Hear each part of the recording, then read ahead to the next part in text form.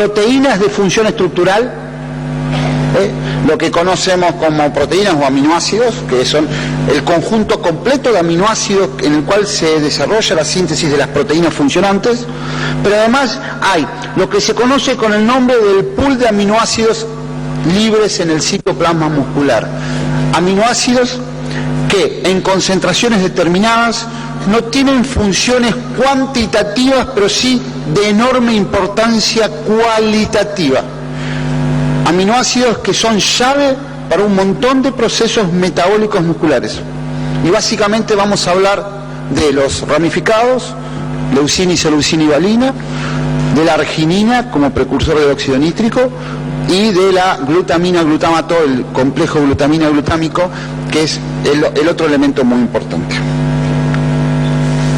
Entonces, cuando hablamos de proteínas, hablamos de proteínas totales o hablamos de aminoácidos individuales. Van a ver en mucha bibliografía que cuando habla de proteínas, mucha bibliografía dosifica en función de los aminoácidos esenciales y no de todos los aminoácidos que tiene una proteína. Pero en el mercado no existen aminoácidos esenciales exclusivos, por lo tanto, en general, nosotros en la práctica diaria, la alternativa que tenemos es a partir de la planificación de las proteínas completas. En la década del 90, los investigadores hablaban que los efectos del ejercicio sobre los requerimientos de las proteínas era extremadamente complejo y existía consenso absoluto. Se decía en la bibliografía internacional, la verdad, la gente lo toma, pero no hay evidencia de que sirva para algo. Hasta que aparece un trabajo de Rasmussen, donde comparó la ingestión de aminoácidos esenciales a la hora y a las 3 horas después de entrenamiento de fuerza, y lo que encontró Rasmussen a partir del estudio de fenilalanina es que si lo tomaba a la hora después del entrenamiento la síntesis proteica aumentaba, y si lo tomaba a las 3 horas después del entrenamiento la síntesis proteica también aumentaba en proporción a la ingesta de licuados de aminoácidos, licuados de proteínas. Y este fue quizás el primer trabajo donde dijo, mirá, yo no sé si hay aumento de masa muscular, lo que sí sé es que hay aumento de los procesos metabólicos asociados. Y a partir de ahí empezamos a ver claramente que de la misma forma que con los hidratos de carbono hablamos de índice glucémico, ustedes saben que después algunos dicen, no, el índice glucémico se puede discutir o no se puede discutir, pero la realidad es que la velocidad de absorción de un hidrato de carbono modifica las curvas de secreción hormonales y modifica los procesos metabólicos. Lo mismo pasa con los aminoácidos. A partir de Rasmussen entendimos que no es un problema de cantidad, sino es un problema de biodisponibilidad. Lo que modifica las respuestas metabólicas no es solo cuánto tomo o cuánto ingiero, sino es en qué momento y con qué velocidad de absorción lo ingiero. No es lo mismo tomar un batido proteico 1 hora después que 12 horas después del entrenamiento. Los procesos metabólicos son totalmente diferentes. Porque empezamos a encontrar que la principal hormona anabólica, que es la insulina, este es un trabajo del 2005, la principal hormona, que es la insulina para la síntesis proteica, depende de la disponibilidad de aminoácidos en sangre. No es lo mismo tener insulina con aminoácidos en sangre que tener insulina sin aminoácidos en sangre. Modifica totalmente la respuesta de la síntesis proteica. Y por lo tanto ocurría que una persona iba al gimnasio, se tomaba una bebida deportiva, a los 30 minutos tenía aumento de insulina, llegaba a su casa, se comía una pechuga de pavo y la aminoacidemia la tenía 6 o 7 horas después que la insulina ya había bajado. No tenía la misma respuesta. No es lo mismo tener alto nivel de aminoacidemia en sangre con insulina que sin insulina. Los efectos no tienen absolutamente nada que ver. Obviamente, pero además para los diferentes tipos de proteína se demostró que en realidad, si bien cualquier tipo de proteína produce efectos, tanto de proteína derivada de la leche como la caseína o el suero de leche, la ingestión de suero de leche o de caseína después de ejercicio resultó en un incremento de la síntesis proteica. Y esto vuelve a ser un trabajo de Tipton del 2004, digamos. Volvemos a tener esta misma evidencia. Pero además, encuentran estos mismos investigadores que la adición de hidratos de carbono en una solución de aminoácidos aumenta la síntesis proteica. ¿Por qué? Porque aumenta la secreción de insulina y por lo tanto produce este efecto sinérgico. Inclusive en pacientes añosos, después de trabajo de fuerza muscular, produce una hipertrofia muscular con solo 10 gramos de proteína. 10 gramos de proteína para un paciente añoso, estamos hablando de no más de 150 miligramos kilopeso, que es realmente una cantidad relativamente pequeña si la relacionamos con las necesidades diarias. Pero también está demostrado en 2001 que inclusive en no deportistas la administración de licuados proteicos, de batidos proteicos, mejora la masa muscular. Y si yo a ustedes les decía que hoy parte de los tratamientos, tanto en los añosos como en la obesidad, tienen que ver con el desarrollo de masa muscular, porque la masa muscular gasta más calorías, producir técnicas que nos permitan aumentar la masa muscular en sedentarios, lo que nos va a permitir entonces tener programas de adelgazamiento más eficaces. Además, obviamente, de mejorar la calidad de vida, porque ese paciente añoso necesita fuerza para levantarse de una silla. Él no necesita caminar 40 minutos, necesita ser estable y tener fuerza para levantarse de la silla. Y esto requiere masa muscular, y todos sabemos que la sarcopenia es un hecho casi permanente en todos nuestros adultos mayores, tendría en realidad adultos mayores y tercera edad. Nosotros no podemos estar ajenos al concepto de la sarcopenia, que seguramente de los que estamos acá muchos la padecemos.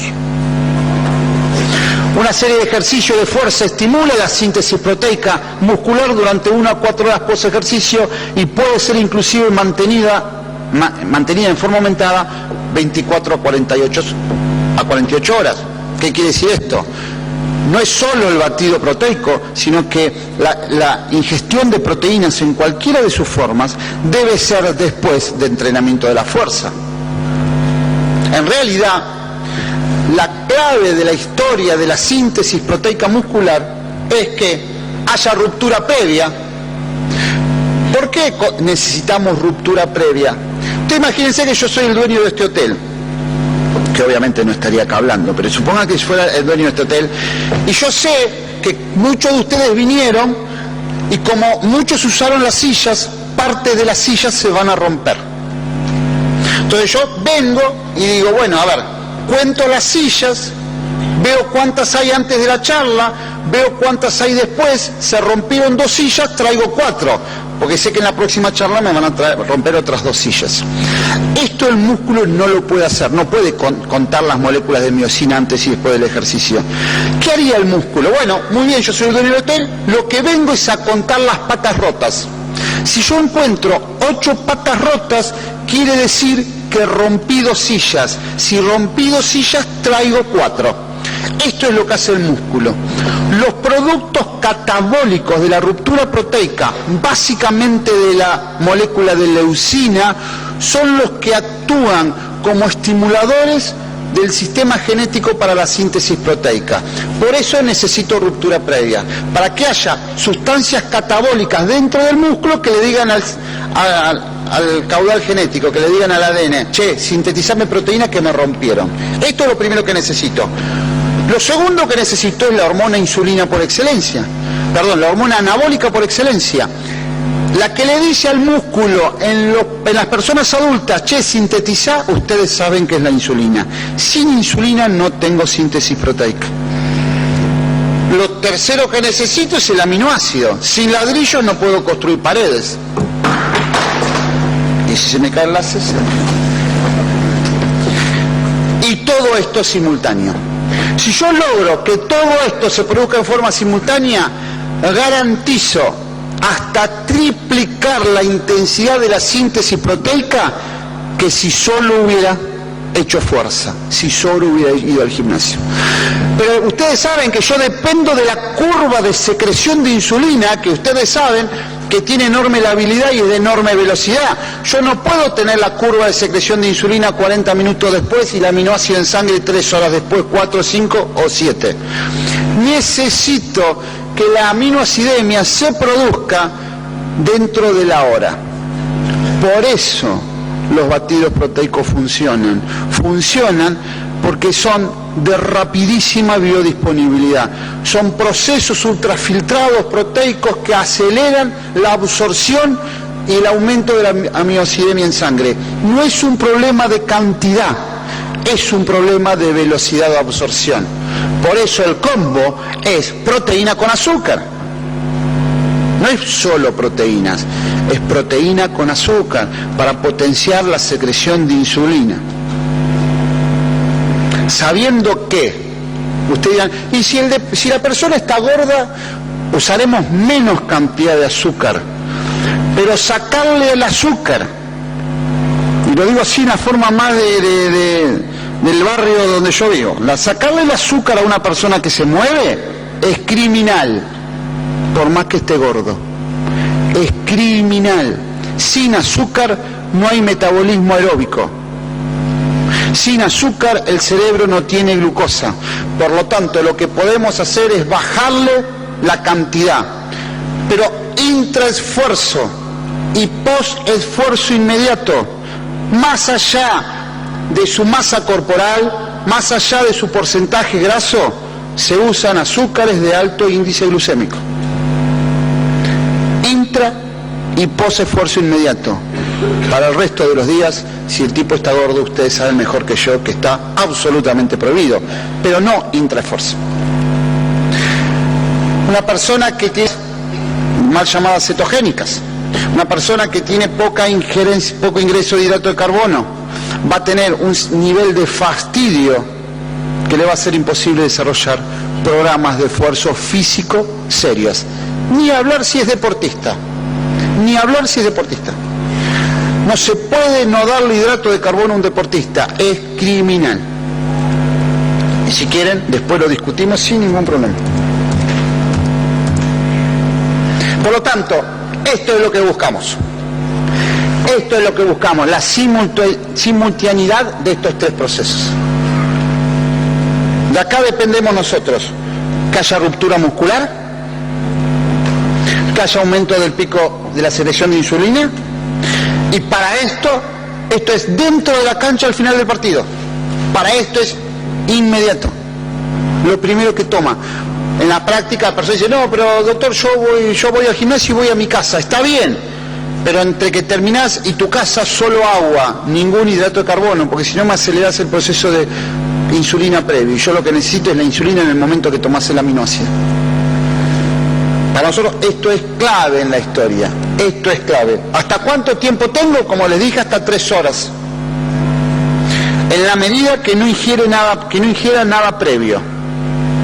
En la medida que no tome nada previo. Hasta 3 horas finalizado el esfuerzo físico, cualquiera de sus formas. Una pequeña experiencia. Equipo de primera división, últimas 8 semanas del año, el promedio de edad 27-28 años, ustedes saben que en el fútbol 27-28 años se entrena muy mal la fuerza, la única diferencia de esas últimas 8 semanas fue que a un grupo le dimos aminoácidos, al otro grupo no le dimos nada, el grupo que tenía aminoácidos en esas 8 semanas medidas por antropometría aumentó 1 kilo de masa muscular en promedio, el grupo que no tomó aminoácidos en esas últimas 8 semanas aumentó 1 kilo de masa muscular, de grasa en promedio.